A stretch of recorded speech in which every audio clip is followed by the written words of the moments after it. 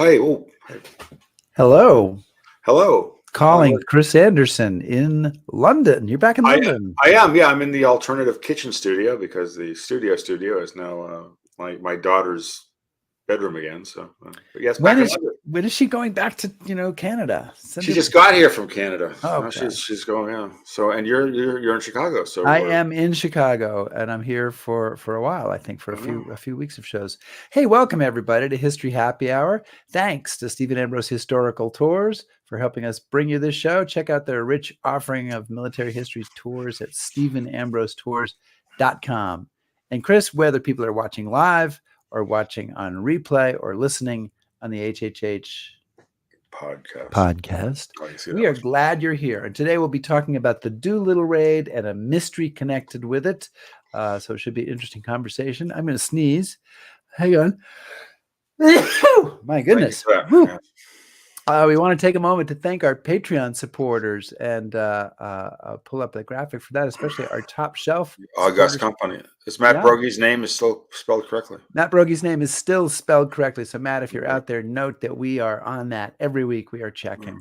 And you can get your name added to this list, or you can join us at any level by coming to patreon.com/History Happy Hour. So, Chris, I wanted to just I brought up a couple of pictures from our recent travels because you just got home, right? I did. Yes. Yesterday, or the day before, and I just came home from a non-Ambrose trip this morning. So this is a picture. Speaking of Matt Brogie, he's in this picture. There we go. And he's smiling because you spelled his name correctly. Yes, exactly. And I'm back there. I have a tiny little head compared to you guys, and your daughter Madeline. That's from Utah Beach, I think. It is, yeah. And then the other picture. What's the other picture? Oh, the other picture is I was in Lexington. Nice socks, Rick. I know. I knew I was going to come in for some crap on this picture, but I'm good with that. I'm good with that. 310 days to go to the 250th, which is a trip that we're going to be bringing lots of people on. 250th of what, Rick? 250th anniversary of the Battle of Lexington. That late unpleasantness. Gave birth to American liberty. Oh, okay. Hey, Chris, do we have anybody out there? Can we? What do we got in the way of an audience? Ann Ballard Bryan is joining us from Little Rock, and Kelly Laker Cole from Hampton Roads, Virginia. Gwendolyn Grimes from Frederick, Maryland. Ken Katiki Miller from Tampa. Yeah. Liz Monfort. Craig Condon. Yeah, I see that. And Chris Jackson from Iowa has been on a few of my trips. So fantastic. Thank you all for coming, guys. And so, Chris, have we killed enough time? Should we take it away and make a go of it? I think we'll do that. Ready? All right. Yeah. All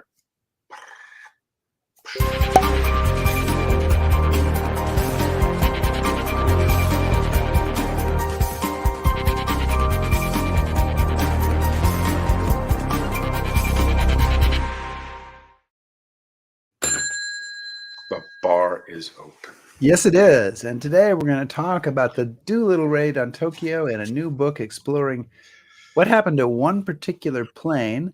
And our guest is Dan Hampton. He's the author of the book Vanishing Act, the enduring mystery behind the legendary Doolittle Raid. And Dan is a retired lieutenant colonel in the U.S. Air Force. He flew 151 combat missions, received 4 distinguished flying crosses. He is the author of 8 books and a commentator on CNN, Fox News, and MSNBC discussing foreign affairs and geopolitics. Dan has an MFA from Dartmouth College. So he's I like that. Welcome, Dan Hampton. To Dartmouth. Thank you very much. Fantastic. I see you've embraced the cocktail ethos there. What have you got? Well, it's a little bit early here, but I went out and ran the mountain this morning, so I deserve a martini. There you go. Mr. Anderson, do you have your scotch there? Winter at 12. All right. Yeah. I've got an Abbé Left here in my special forces glass. So cheers to that. Dan, usually my first question is about a person's book. But in your case, I'd like to know a little bit about your career, how you became an Air Force pilot and how you went from a very decorated career to becoming a very prolific writer and TV commentator. That strikes me as maybe not the average kind of career path. So how did that work out? That's true. I never really thought about it that way, but it's it's not average. I've been flying since I was about 15. I wanted to learn how to fly because I thought it would help me meet girls. Oh Uh, yeah. didn't really, and I didn't understand why their parents weren't wild about that until I had a daughter of my own. And I don't want them driving in a car with a boy, much less flying in an airplane with one. So that didn't work out too well for me, but it got me into flying. My dad was a Marine fighter pilot too. So, I'd kind of grown up with it. He didn't push me one way or the other. In fact, I went to school to be an architect. That's what I wanted to do. And somewhere along the way in college, the idea of wearing a flight suit with cool patches seemed more appealing than sitting in a corner office somewhere designing yacht clubs. So I ended up doing that. Like a lot of young guys, you want to challenge yourself, and that was about the hardest thing that I could think of.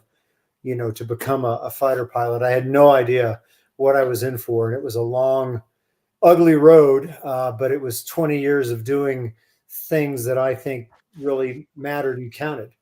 So you asked about how I became a writer. I actually went down to the Caribbean for a few years after I retired. I tried to grow a ponytail and bought a really, really big sailboat. And I thought, this is the life for me. Turns out my wife gets seasick, so it wasn't the life for me. How smart am I, right? I didn't figure that out in advance. I went into commercial development, though, shopping centers and marinas and things like that. And that worked fine until the recession hit. And like everybody else, you kind of take it in the shorts. And I had a family to support. So I went back into the military business as a private military contractor. You and I would say mercenary, but that scares people. So I was a private contractor. And on one of my last trips coming out of Baghdad, I got wounded again. And my son had just been born. And I thought, you know what? I think I've used up all the luck in my bag. Between my Air Force stuff and 3 years of being a mercenary. I should write something down about myself before, I'm gone. And that was the genesis of the first book, the Viper Pilot book. So that's how I got into writing. I was shocked and gratified when it made the New York Times list in a day. And I was even more shocked and gratified when the publisher said, hey, what else do you have? I mean, how often does that happen, right? So, 8 books later, here we are. There we go. Fantastic. And Chris, just a quick follow-up, because I do need to know the origin of your call sign, Two Dogs. Not happening. Not in mixed company, and not anything my mother might hear about. So, we could talk about that one later. We'll imagine the worst. Okay. Well, the short answer, the rated G answer, is like a lot of Americans. I have some Native American blood in me, and when I get suntanned, I turn this reddish brown, like everybody imagines Indians were, which they probably were.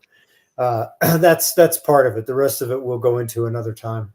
Okay, fair enough. All right. So Dan, I'm sure you want to talk about your book. And I'm going to start with the blatantly kind of obvious question is, there's been an awful lot written about Doolittle. And so what drew you to the story, and what did you think was missing that needed telling? A very good question. I usually find ideas for books while I'm researching a book that I'm currently writing. And I was writing one, I think it was 2 books ago. It was called Vengeance. It was about who shot down Admiral Yamamoto, who really did. And I came across, a reference to the Doolittle Raid, which of course I knew about. And I knew one plane had gone to the Soviet Union, but there was something about that account of it that just didn't jive with, me as a pilot. And I made a note of it and promptly forgot about it until I was, hunting around through my notes to think of the next story to write. And I saw that. And so I started to dig a little bit deeper into Ed York's astounding statement in one of his debriefings, that they had been caught by surprise and were low on fuel, which you don't get caught by surprise if you're a combat pilot going into Thailand. It just seemed a little bit contrived to me. And the more I dug into it, and the more I found a few obscure references, because they're pretty tight-lipped about it. Yeah. Okay, but they did slip up a couple of times. For instance, in one of the after-action reports that he did for military intelligence, He claimed he didn't really know where he was over Japan, yet he named the town that they dropped their one bomb on, or they dropped a bomb on. And I'm like, oh, wait a minute. I've given a lot of intelligence briefings. You don't put things in there that you're not sure about. If this was all ad hoc, how did he know the name of that town? Right. Right. So there were a few things like that that led me to this. And the more I started to dig into it, the more I realized there was a story here that nobody had told. Yeah. We're going to circle back to that, the story of Plane 8, but I think maybe it would be a good idea to just give our folks an overview of the Doolittle Raid. I mean, we all think we know exactly what it's about, and yet there were a lot of interesting details in your book that I really wasn't aware of. So what is the idea of this raid? What is the kind of the military situation at the time it happens, and whose idea is it? Okay, this is probably during the darkest period in our country's history that I can think of. The first 6 months of Pearl Harbor, after Pearl Harbor, Pearl Harbor was a disaster. Don't get me wrong, but that wasn't going to cost us the war. I mean, it did a lot of damage and it unfortunately killed a lot of folks, but it wasn't going to put us out of the war. However, it did get us into the war officially. And while all this was going on, the first few months after this, so this is early 1942, Japan's basically running wild throughout the Pacific. Nobody's stopping them. Nobody can. The colonial armies, have been crushed. The British, have been beaten about the head and shoulders. We've lost Wake Island and Guam and a couple other places. It's really a dark time. The Germans on the other side of the world, have already invaded the Soviet Union, and they're still moving east, albeit, kind of slowly. It was a bad time. American industrial production hadn't ramped up yet. We really didn't have much of an army or a Marine Corps at the time. It was really, really kind of a tough time. So a Navy captain named Frog Lowe, that was his nickname. He's a submariner. He's sitting at Navy Norfolk on a transport plane waiting to fly back up to DC. And Navy runways are painted to resemble aircraft carriers so their pilots can practice smacking down on the end of the runway like they love to do. And he watched a couple of B-25s from somewhere that were doing touch and goes on Norfolk's runway. And it made him think of a B-25 and an aircraft carrier. And then he began to think of what had been going around headquarters, which was a way to strike back at the Japanese, because from Roosevelt on down, people wanted to send a message to Japan that you've bitten off more than you can chew. We're not out of this fight. We're coming for you. And we wanted to let our allies know that the United States was still very much capable of striking back. And so he thought, well, all right, the Navy doesn't have planes that can reach Japan, and the Army, which does have planes that can reach Japan, doesn't have any place to launch them from. So why not put the two together and put an Army bomber on a Navy carrier? And that was sort of the genesis of this. Now, he got taken out of the equation pretty quick because he wasn't an aviator, but a very qualified naval aviator, and then Hap Arnold himself got into this, planning this raid to strike back at the Japanese. So that was sort of the genesis of how this got started. So this is like one of the only instances where the Army and Navy actually got along. Yeah, it was, we have a lot of relatively friendly competition now, but there was a lot of animosity. Yeah, absolutely. And they didn't get along at all, and it really did work to our enemy's benefit because of that. So this was really, like you said, one of the times when they did actually cooperate and get along. Yeah. Why the B-25? What can it do, and what has to be done to it to make it capable of carrying out this mission? Well, Wu Duncan, who was the naval aviator, he studied 3 or 4 different types of Army bombers and concluded that the B-25 was really the only one that could do it. It was a trade-off because obviously you couldn't put these planes below decks on the carrier because the wings don't fold and they couldn't go down the elevators. So you had to have enough of them that could fit on the carrier deck and yet leave enough room to take off. All right. Which came down to like 450 feet or something like that. Not a lot. And some of the other bombers they looked at were too big. A couple of them didn't quite have the range that the B-25 did. The B-25 was really the best compromise, if you will, and it was one of the Army's newer bombers. So it had been proven capable, and the Army liked the idea of using it, and they figured they could fit 15 to 16 of these things on the Hornet's flight deck and still leave 400 and something feet to take off, which was the minimum short takeoff distance that they calculated that they need. They actually could have done it with less, as it turns out, but that's, that was their conservative estimate. So that's how they picked the B-25. Okay. Well, and as long as we're talking about this overall mission, of course, I'll call it the Doolittle Raid. The Doolittle Raid. So who was James Doolittle, and why? I mean, he's not commanding an entire air force at that point. He's not a multi-star general. He's a lieutenant colonel. Why does he get plucked out to do this raid and to not only plan it, but then to end up being a pilot on it? Yeah, and most people don't realize that he wasn't intended to lead the raid.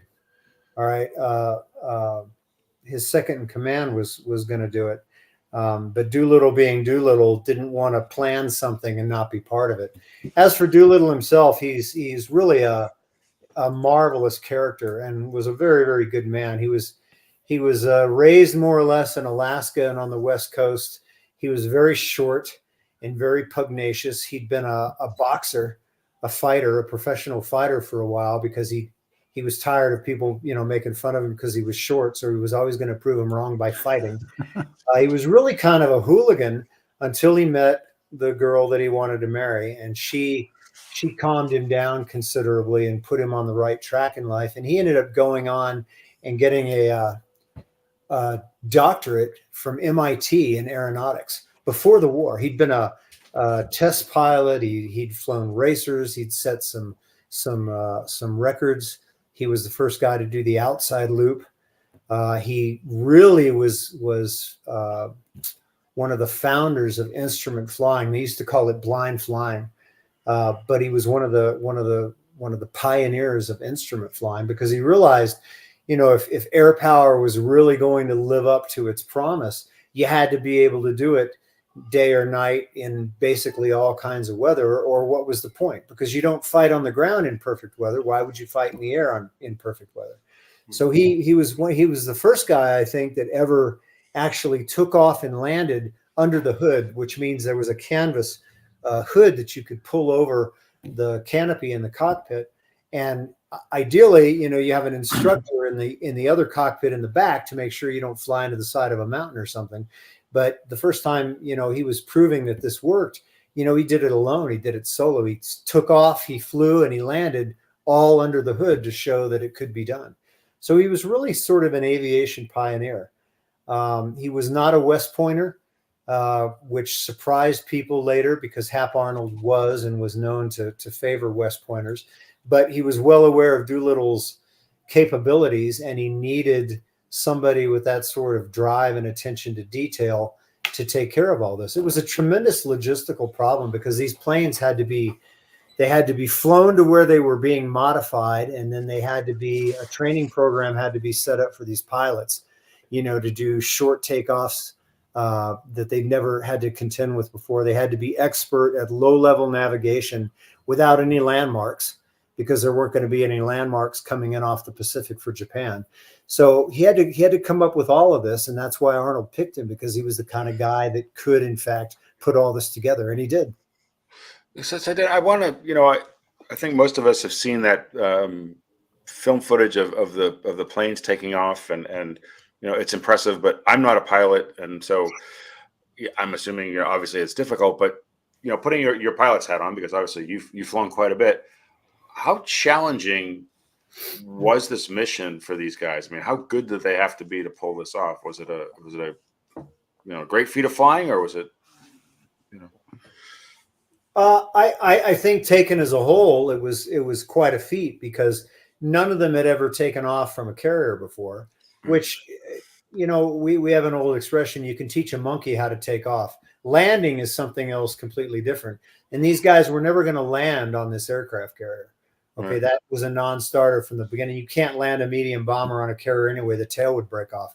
So They just had to be able to take off. The really challenging part wasn't that. I mean, it looks like it, right? But they had a 30, 35 knots. You can see how, how steep that plane's rising.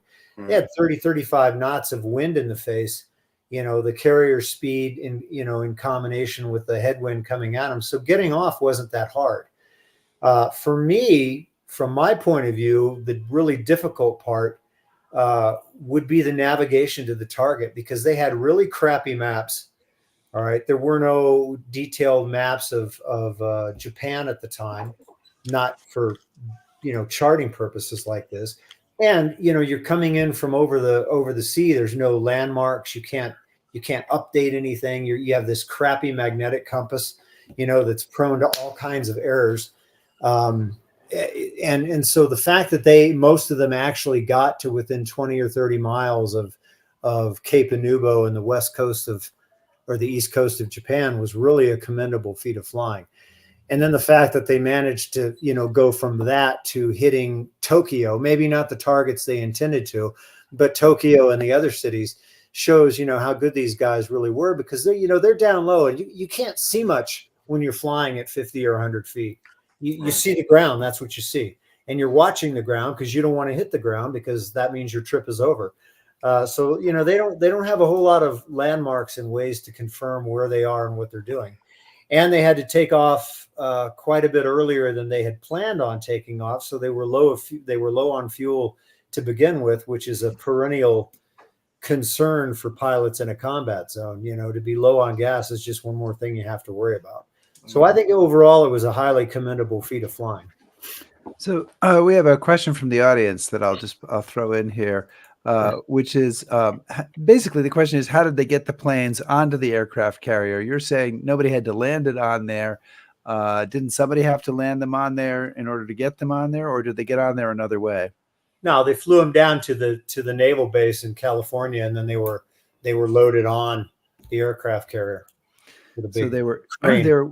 And one of the questions that I had for you, Dan, you're a pilot. Did you actually go out and fly in a B-25? Did you pilot a B-25 as part of your research to kind of understand what it was like for these guys flying this airplane? I didn't get to with this one, because the only B-25 that's close by, a friend of mine owns the National Museum of World War II Aviation, and he's let me use his planes, many times before. The B-25 was supposed to be able to fly, but they had to pull out an engine and do something with it, and it just, the timing never worked out. But I did sit in the cockpit and crawl all over the inside of that thing, just to get as much of a feel for it as I could. I like to go fly the planes that I write about, when it's possible, because that just, adds one more aspect of realism to what I write. Yeah. So what are they trying to accomplish? I mean, I know, they're going to strike Japan, but what is their brief? What are they trying to accomplish? Well, what they really want to do is drive a dagger right into the heart of Japan, which is Tokyo, the sacred home islands. It came up a couple times, hey, why don't we just bomb the Imperial Palace and kill the emperor? They decided, as it turns out, wisely not to do that. But they got close enough to the emperor's palace that it really just scared the hell out of the Japanese leadership. And that was the point. The point was twofold: to boost the morale of the folks back home, to say, look, we're just not up against the ropes getting our face bloodied all the time. We can actually hit back. This wasn't the first time we'd struck back, by the way, in the opening months of the war, but it was the most publicized version. And then the second one, as I said earlier, was to show the Japanese, hey, you should know who you're fighting, but you obviously don't, if you think one raid on one naval base, is going to put us out of the war. And we are quite capable of hitting you right between the eyes whenever we want to. Yeah. So when they fly this mission, and again, we haven't forgotten about Plane 8. We're going to get back to that. But when they fly this mission, I'm used to seeing in World War II footage, the bombers are all flying in formation. And one of the things that really kind of shocked me in your book is that basically each of these guys has their own brief. They're each kind of going off on their own, right? It's not really a 15 bomber mission. It's 15 or 16 one bomber missions over Japan. Do they each have different targets that they're aiming at, or how is that set up? Yeah, they all have different targets. And a couple of them did join up, on the hundreds of miles inbound from the carrier to Japan, but most of them didn't. And the reason for that was it wasn't necessary. Unlike like you said, you see from the European theater, huge formations of bombers trying to get heavy concentrations of bomb loads on very specific targets. Well, these guys had specific targets, but the B-25 is a medium bomber. It doesn't carry enough bombs, by itself to really do a whole lot of damage. And that wasn't the point. And there wasn't time to group them together because fuel was so short to begin with. So as soon as they took off, they basically aligned themselves with the aircraft carrier to get the, one last compass heading, that they could trust. And then they headed off to Japan. And as they're getting to Japan and dropping these bombs on their individual targets, how effective are they? Because I know when we were talking before the show, you really nailed down some information that people weren't aware of before, right? Yeah, I'd love to take credit for it. I guess I get credit for using it and seeing the potential of it. The Japanese researcher was the one who really did this. He had made it his life's hobby to find out where all these bombs really fell. And so he'd spent, years roaming around Tokyo, finding obscure plaques, talking to, very, very old people that were children at the time, sifting through military documents detailing the damage from the raid, and so he was the one who really put all this together. And I am a natural skeptic. So, I looked at it at first and said, yeah, that's nice, but show me the data, show me the reports and information that you used. And he did. And he's right about everything. And where this really came into play, which we can talk about later, was where Plane 8's bombs really hit, because that is also an untold story. But the spread of these bombs, they got kind of close, some of them, to where they were supposed to go, but a lot of them didn't. And again, I'm not faulting these guys. Yeah. They've been flying for 4 something hours, at treetop level without any way to really update their navigation or no landmarks for their target. And now they're over, the imperial capital at a few hundred feet getting shot at. So they did the best that they could. Interesting. Like I told you, Ted Lawson, didn't spend 30 seconds over Tokyo. He was actually over Yokohama when he dropped his bombs. So there's a lot of interesting tidbits that I picked up. And that's what I love about doing books like this, because I always find out what I don't know. I'm always surprised at how ignorant I am about things that you would think you would know more about. And I was really interested to do all this sort of as a side note, just to say, hey, look, this is some other good information that we can use to put some myths to rest here. Yeah. So these planes dropped their bombs over Japan, and this is kind of the amazing part of the story, is that they don't have a place to land. It's like, I don't know exactly what people were told. I don't know if they had maps of airfields or whatever, but it's sort of like, well, boys, drop your bombs on Japan and then head for China and look for an airfield. That's kind of what they're told. And a lot of them end up running out of gas and parachuting down over Chinese territory. Yeah, there were some airfields that they were briefed inside China. They had to get past the occupied part of China, because Japan had occupied China along the coast to varying degrees inland. And they had to get past those guys first, who presumably would be aware that Japan had just been attacked and would be waiting for them. So the idea was to get as far to the west inside of China as they could get to, and land at a few of the nationalist airfields that had been picked out, and then from there they were going to get refueled and then fly on to India and turn the planes over to the army there. But because they had taken off so early, because the carrier had been spotted by a Japanese picket ship, they were doing good to get within spitting distance of China, much less get very far inland. And some of them didn't make it that far. Some of them, as you said, bailed out or ditched, off the coast. Some of them ditched as soon as they were inland and fell into the hands of the Japanese. Some of them, like Doolittle, made it far enough to the west that when they did finally bail out, the Chinese picked them up and helped them. But it was not an ideal situation, and not at all what they had intended. That's for sure. Yeah. So, and what I wanted to also touch on, because I think one of the sort of the groundbreaking things about your book is there's one plane, Plane 8, that has a particular, slightly different mission, and you're going to have to buy the book and read it to get all the details. But what is it? What's so different about what this plane is up to? And did you stumble upon this as you're researching this, or was this one of the kind of the gateways to your story? Well, I would say it was probably one of the gateways because, as I said, when I read a couple of the remarks that the two pilots had made, it just didn't add up. Okay, and the idea that they would suddenly catch on that they're that low on fuel, it doesn't fly. Okay, so I had to trace that back. All right, so why would they do that?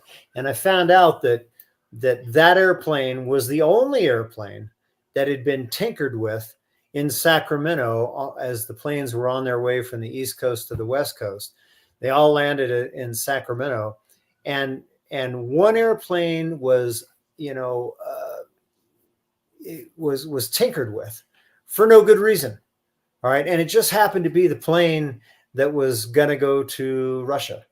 So it's too much of a coincidence, because what they did was the carburetors in that airplane were modified back to the factory standards.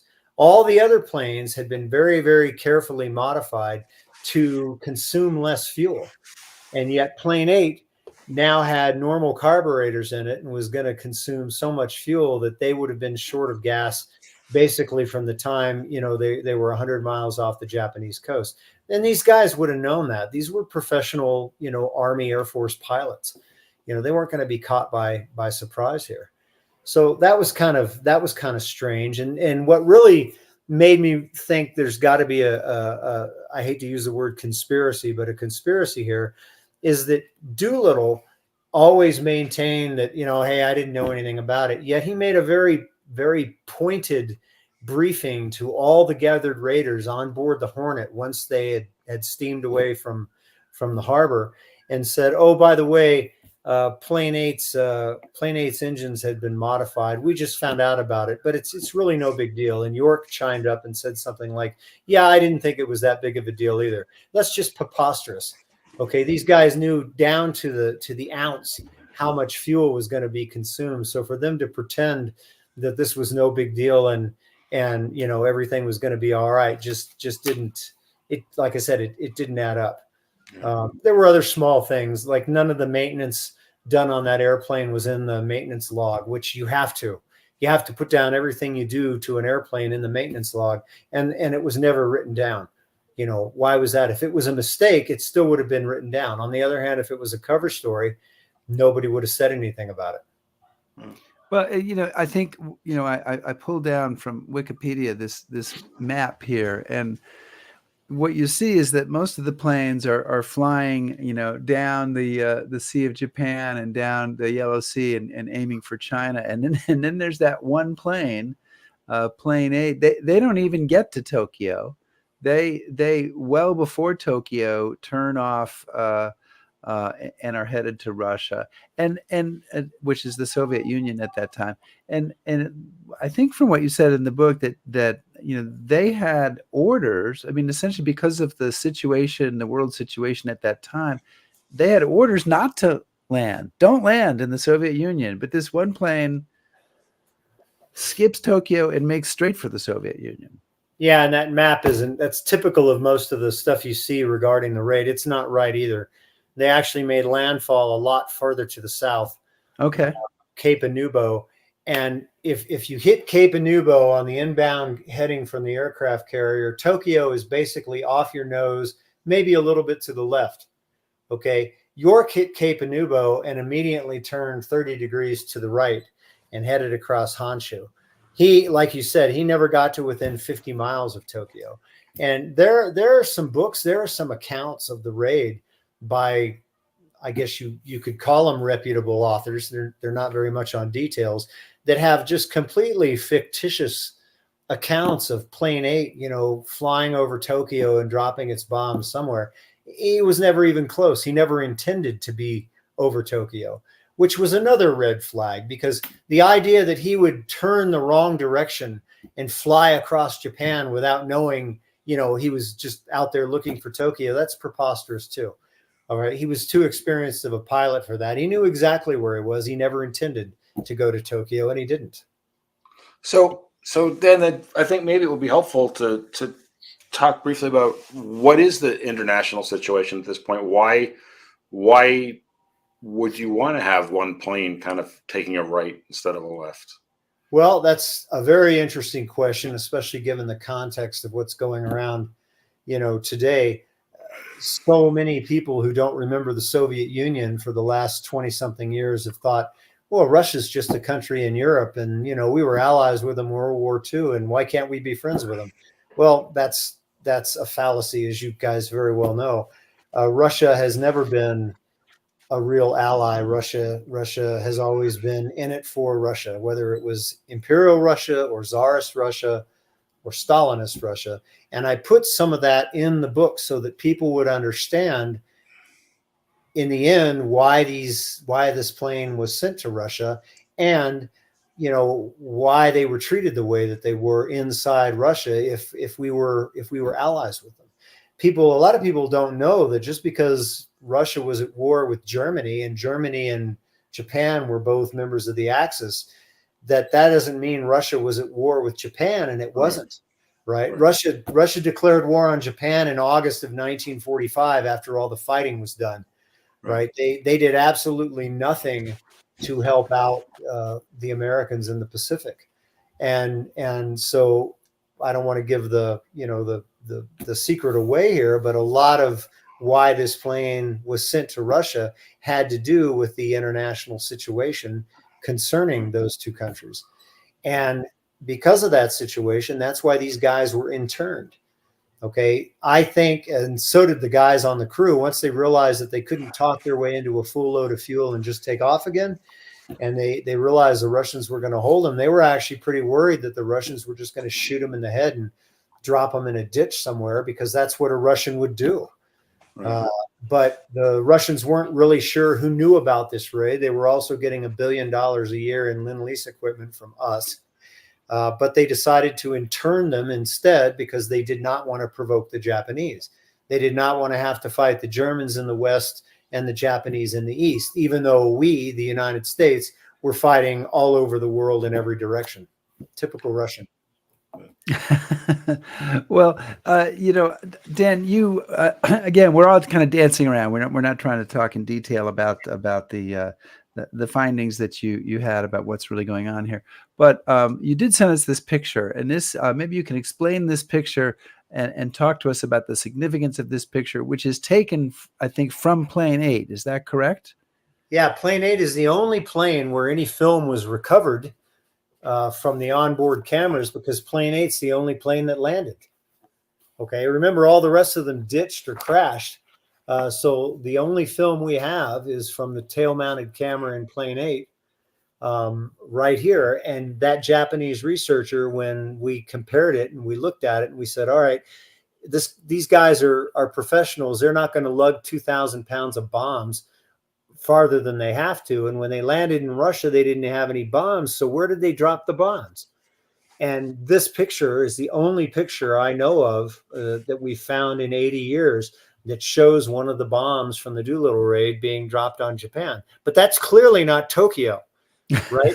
So, Empty fields there. Yeah. So he and I, he and I pieced it together along with some relatively obscure military after-action reports, Imperial Japanese after-action reports, and we found out the town. And then we had another mystery on our hands because there was another town in northwestern Japan, right on the coast before you hit the Sea of Japan and head across to Russia, that claimed they were attacked from the air on April 18th by a twin engine bomber. And I'm like, that's preposterous. I mean, we've never heard anything about that, but the evidence is irrefutable. So that we found out where York dropped the rest of his bombs, and which is really interesting and a very, very poignant side note to the historical record here, because there's no doubting it. I've read the reports. It was translated from Japanese to English. We looked at all the evidence, and it's true. The only American plane anywhere near that part of Japan on that day in 1942 would have been Ed York and Plane 8.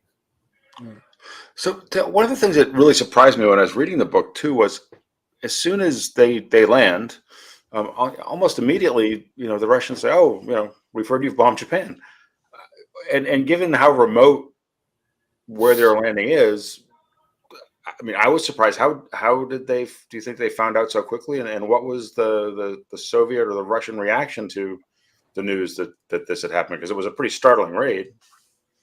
Right, but remember, this is hours after the fact, and even in 1942, there were radio broadcasts, and the Russians, could pick some of them up, and the embassies were still inside Tokyo, and the embassies are the greatest source of information that they had. I mean, the Russian embassy was right there, and Russia and Japan were not at war. Okay, right. So the people in the Russian embassy were well aware that Tokyo had just been bombed. Okay? And so they passed the information back to Russia. And so when York and his guys landed and they were asked where they came from, he gave them the very lame story that they were on some sort of goodwill tour and they come down from Alaska, and the guys originally, the Russians that were there, weren't pilots, and they bought it because they didn't know any better. But a few hours later, York, actually Bob Emmons, who's the co-pilot, is telling the story. And a pilot shows up, and they know he's a pilot by the way he's dressed and the way he walks and carries himself. And he listened to the story and just kind of looked at him sideways and sort of smiled a little bit, and then turned around and walked away. He knew they were part of the Tokyo raid because he knew the Alaska story wasn't feasible. Right. So another question from our audience here. So they are interned.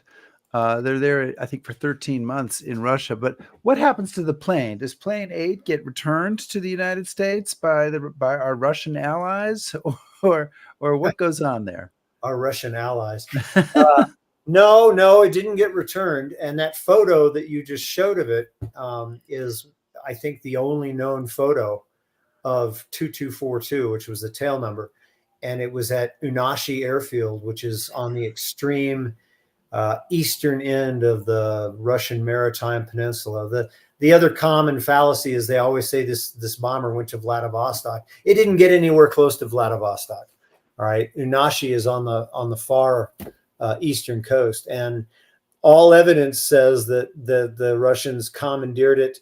They reverse engineered it to make their own version of it, and then they kept it in service, for themselves, basically as a transport. Running people around that part of Russia. So it never flew an American decal again. Yeah.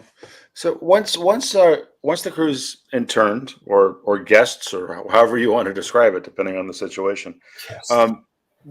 Talk a little bit about sort of what those 13 months are like. I mean, you got some very interesting moments where battles or events far away from where they are have impacts on what happens to them, which I thought was kind of fascinating, but it's quite the odyssey. Oh, thank you for saying that, because I had to argue with my editor over that because he didn't get it at first. No, You got to know the context of what's going on in the wider world, and two events in particular, maybe three, shaped the fate of these guys, right? And if they turned out differently, then those five guys might have just very permanently disappeared inside the Soviet Union. So as you said, I talked about the Battle of Midway, which was probably the biggest consequence of the Doolittle Raid, and we can talk about that later if you want, but also the battles of Guadalcanal and Stalingrad, because the Germans got stopped at Stalingrad and never went any further east, and the Japanese got stopped at Guadalcanal and never went any farther to the southwest. Both of those battles showed the Russians, all right, the tide of the war has turned against Japan and Germany. Maybe we should be better allies. Maybe we should support the cause better, and maybe we shouldn't just kill these 5 guys. Maybe we should arrange for them to escape, which is exactly what happened. So you just brought up the point that the Battle of Midway was one of the consequences of the Doolittle Raid. That is sort of a kind of a historian consensus, I guess. So do you sign on to that consensus, and can you explain it? Why this raid, which is basically 16 bombers, each drop some bombs that don't do very much damage on Japan, why this would lead Japan to launch a major assault? We have to look at it from the Japanese point of view, which is not how we would think about it. They took it as a personal insult, an affront to their honor and military prowess that a raid was allowed to be conducted not only against their home islands, but right into the heart of their home island, to their capital, Tokyo. And, they didn't understand why the emperor wasn't targeted. It was for good reasons. But they were frightened over that, and even those that were purely pragmatic military officers, realized, okay, the Americans were only able to do this because we didn't wipe out their aircraft carriers at Pearl Harbor. We have got to institute this plan that we've had for some time to lure the aircraft carriers out into one big battle and destroy them once and for all. Which again demonstrates the limited thinking of the Japanese, if they thought that even if we had lost those carriers, that it was going to win the war for them. Because, we were building an aircraft carrier in a month to 6 weeks by the end of the war. They took years for them to build an aircraft carrier. So now, you said that something like Japan built 5 more aircraft carriers, and the U.S. built 16 fleet carriers and 65 escort carriers. I mean, just huge fleets of aircraft carriers. 15 Essex class carriers, by the end of the war, and they were in varying degrees of service, but they were all ready to go. And the Japanese barely managed to build 6 over the entire course of the rest of the war. And more importantly than that, the Japanese never had a plan for replacing the pilots that they were losing, because it never occurred to them that they would incur casualties. So the Battle of Midway was even more crucial from that standpoint because of all the pilots that they lost. So that's what happened. The Japanese were so angered and humiliated by this that Yamamoto launched his operation, to lure our carriers into a decisive battle earlier than he should have. He could have had 6 aircraft carriers, but he did it with 4. They had 2 more aircraft carriers that had been in the Battle of the Coral Sea right before Midway. That if Yamamoto had waited and gone off with 6 carriers with all the airplanes and pilots available, we would have found ourselves fighting 6 instead of 4, and the battle might have turned out differently. As it was, they lost it. And they lost 4 of their frontline fleet carriers and all those pilots, and they never recovered from that. Okay, so that was one really big result of the Doolittle Raid, far beyond what it accomplished materially. Psychologically, against the Japanese, it was a huge victory. Yeah. So one of the things that Rick and I like to do is to basically pick the brains of people that have written lots of books and steal your ideas. So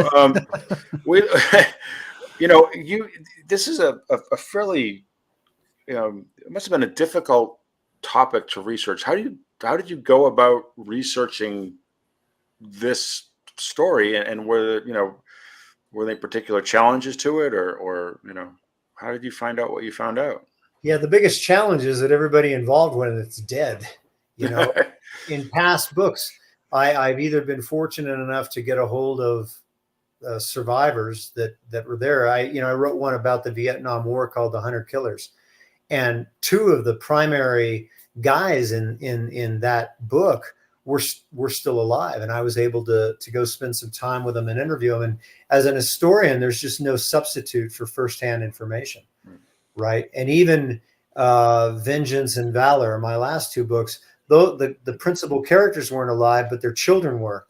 And so they had a lot of details and anecdotal stories and other things that were a great help to me. This book, the co-pilot's son, Michael Emmons, is his name. He's still very much alive and was a big help. And Hap Arnold's grandson is also very much alive. He's got a vineyard out in California, and they were both very helpful. There wasn't any written documentation on this, which made it very, very difficult from an historical point of view, because this was all done word of mouth. Even the Doolittle Raid. It's Hap Arnold looking at Jimmy Doolittle, across his desk and saying, "I want you to plan an attack on Tokyo." And Doolittle saying, "Yeah, okay, I will." And it's the same thing with Plane 8's mission, and I describe what had to have happened, but it was all done, word of mouth. They didn't have time for a big paper trail or lots of research, and they didn't need it and they didn't want it. All right. This was a generation of guys who knew each other or knew of each other, and they could look each other in the eye and say, "Go do this," and be confident that it would be done.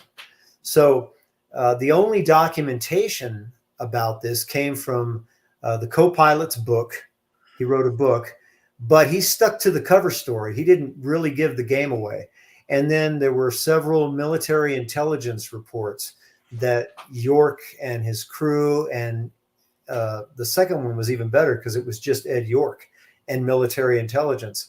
And so that's where a lot of the details came from. And that's where a couple more red flags surfaced that I was able to kind of zoom in on and say, all right, this isn't adding up either. I've got to dig that way. I've got to go off on this tangent.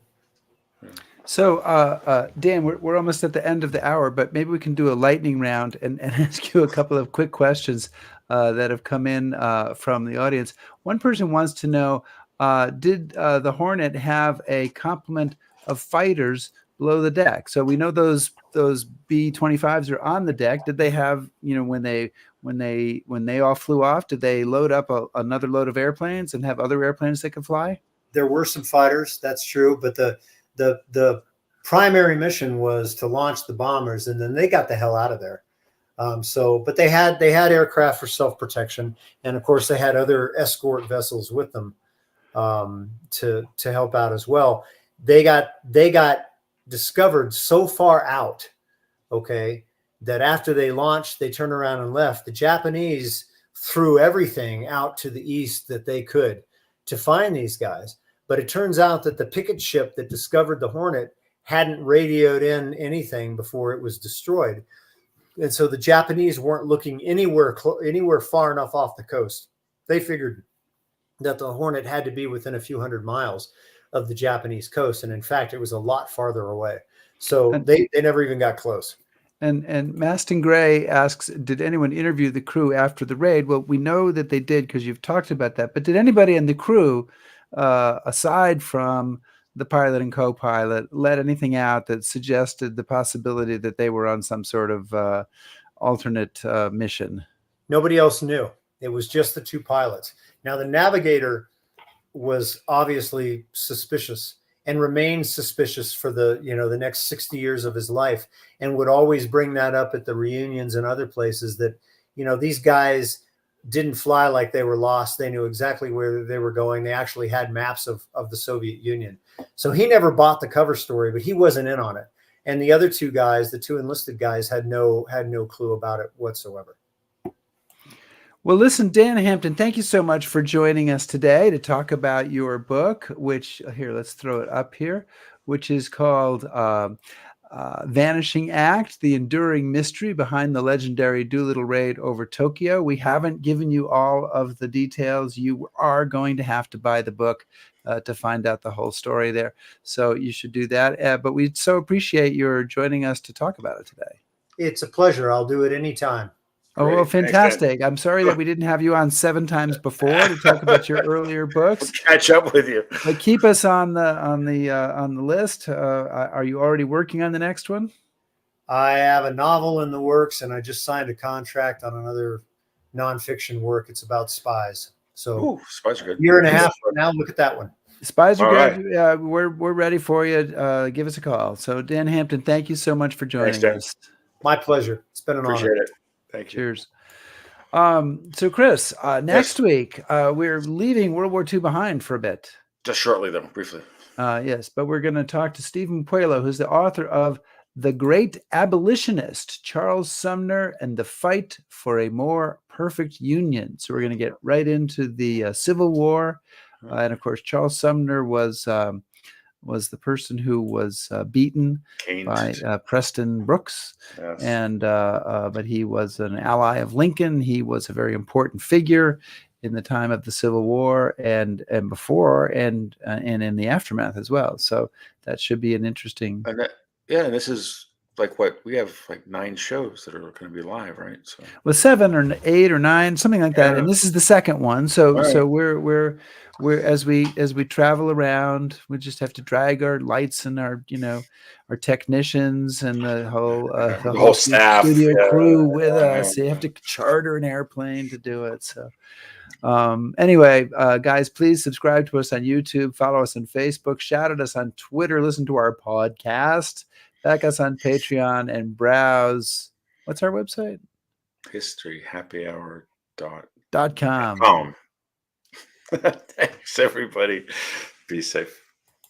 Oh, I've hit the wrong button. Yeah, oh my God, it's I don't know.